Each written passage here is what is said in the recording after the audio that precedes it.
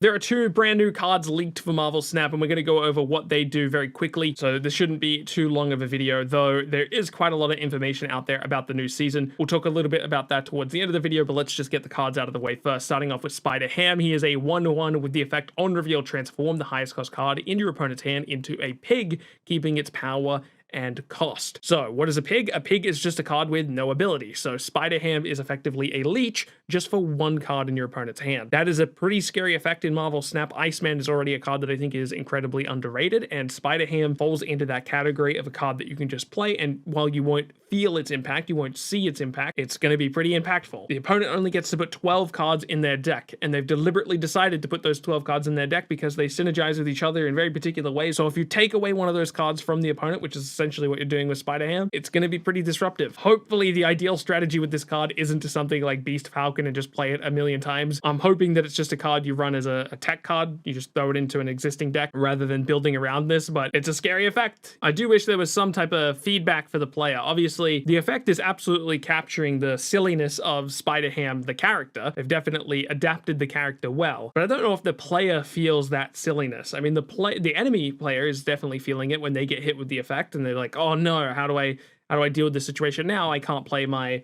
I don't know, my Professor X or whatever they were trying to play on that turn. But I don't know if the player playing SpiderHam feels all that comedic. I don't know if there's a better word there, but I can't find it. Anyway, moving on to SpiderMan 2099, a card I'm super pumped about. He is a 4/5. The first time you move this card, destroy an enemy card here. Disruption tied to movement, and most importantly, it's a 4-cost card. If you've played any amount of movement, you might have noticed that the movement archetype doesn't have a lot of 4-cost cards, with the exception of Miles Morales, which is not really a 4-cost card, right? You're trying to play that card for 1. That 4-cost slot has been otherwise entirely unoccupied, and SpiderMan 2099 absolutely fills that slot, and on top of that, he's a very powerful effect, destroying an enemy card, and he's got good stats, 4/5. I mean, it's not the best stats in the world, but it's certainly workable. I don't know if this card on its own will be enough to bring movement to the forefront, but with Ghost Spider coming out during the same season, maybe, just maybe, movement has enough fuel to really be a dominant deck, and I'm looking forward to that day because I've been a movement enjoyer